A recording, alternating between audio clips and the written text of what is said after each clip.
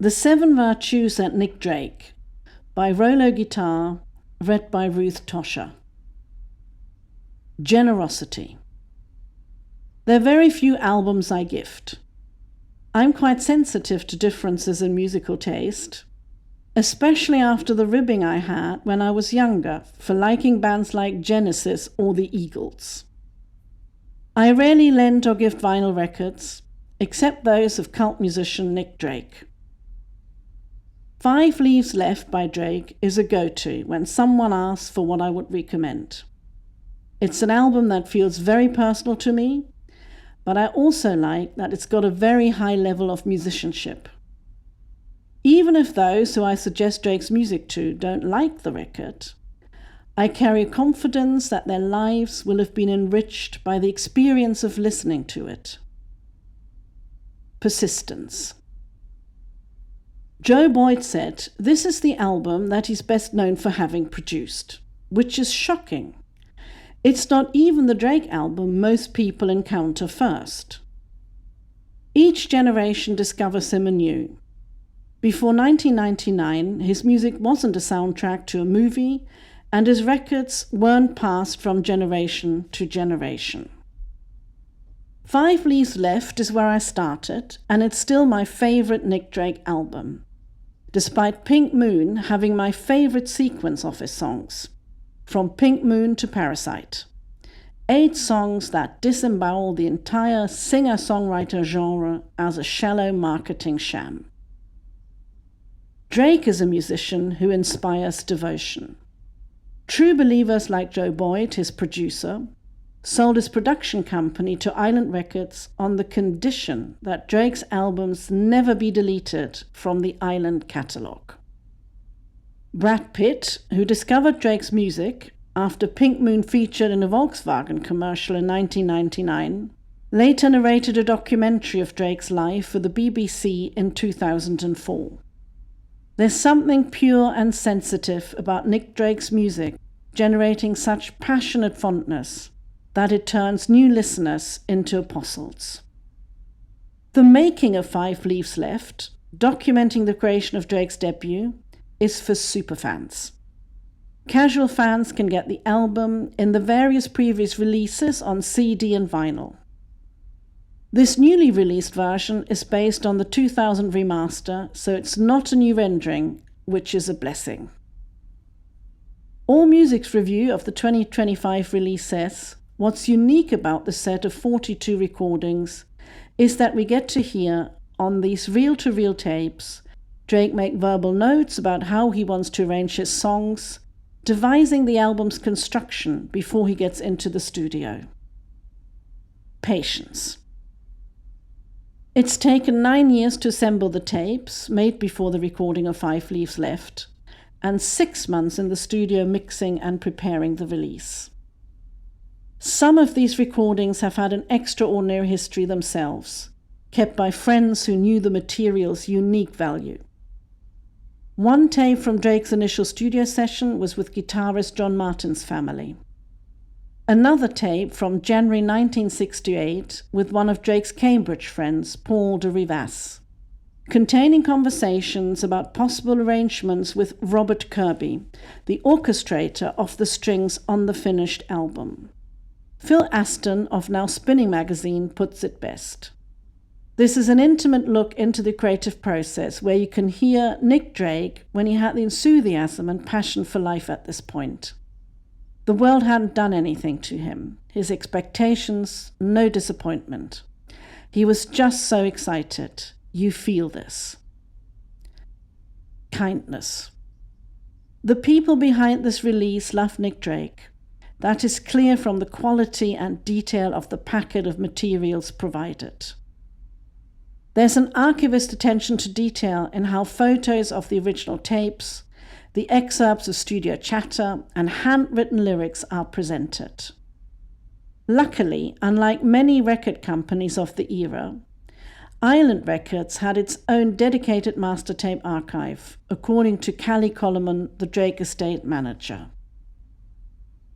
The ideal audience for this set are people who want to get closer to Drake, and in his absence, these artifacts, aside from his songs, are all that remain. If we want an antidote to what irks YouTuber Rick Beato when he reviews the current top 10 songs in the charts, Nick Drake's music is it. Moderation. I first heard about Nick Drake from Peter Buck of R.E.M. when I was reading up on Fables of the Reconstruction, a Joe Boyd-produced album. Nick Drake's career ended in darkness and despair, but 5 Leaves Left is all shimmering light and hope to me. But the seeds of the black dog that would chase Drake throughout his young life are present in 5 Leaves Left. Joe Boyd recalls, "I remember when we were mixing it, thinking to myself, what the fuck, you know. Fame is but a fruit tree, so very unsound. It can never flourish till its stock is in the ground. It's like Nick predicting his own life, death and afterlife." Still, I was surprised that it was this album, not Pink Moon, that got the deluxe treatment. On his final album, Drake meditates on his humanity with a depth and unforgiving eye that is equal to Montaigne's essays or Dante's poems. Its sweep of human strength and foibles scream as expressively as Munch's painting. Drake may have been destined to going down, but he wasn't done. There's life, heart, and fight in those opening 8 tracks on his final work. The resilience in those 8 songs somehow explains how Drake's music has gained more significance over time. He benefits from being anonymous and being rediscovered through some mystical power determined by those with a very distinct palate in music. Innocence. Hardcore Drake fans expressed dismay in 1999 that a doggedly non-commercial musician's music was so successful in a car commercial. Undeterred, some new fans posted his review on Amazon with headlines such as, "Now when I think of VW, I think of Nick Drake and not Hitler." While I have no interest in getting into the morass of old and new fans, it's telling that Nick Drake's music was seen as healing a historic car brand with an unfavorable past. Drake's music has always held that quality for me. Healing. Its brooding, pastoral intensity, leavened with witty, deprecating asides, nestle me in that special place where I feel most at home, on the edge of a town with fields rolling before me. Fortunately for us, Joe Boyd was able to discern from the storyboard that the only sound on the advert would be Drake's music. The commercial was as much a boost for Drake's music as for the vehicle. The rest is history. Humility. Nick Drake's peers understood the value and quality of his work long before the public caught on.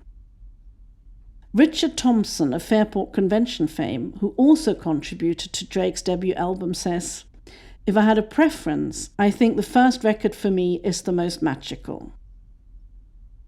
Joe Boyd remarks, "People of every generation seem to discover him on their own somehow anew. It's somehow cut loose from time. It doesn't sound like the 60s. It doesn't have a history of being part of the 60s. It has a kind of history of being discovered in the 80s, and then another history of being discovered in the 90s, or another history of being discovered in the 21st century. People seem to make it their own somehow." Fame and Nick Drake were never destined to be easy bedfellows. Listen to Fruit Tree's lines. "Safe in your place deep in the earth, that's when you'll know what you were really worth." Note the tense. It is in the past. Even as he began his career in 1969, he could see its very end, as clearly as a tree at the bottom of his garden.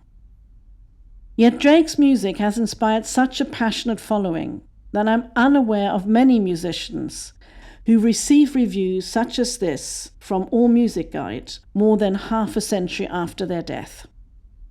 The complete recordings Nick Drake made during his brief time on Earth are worthy of obsession. That was The 7 Virtues of Nick Drake by RolloGuitar, read by Tosha. published by RJ Tosha on Patreon.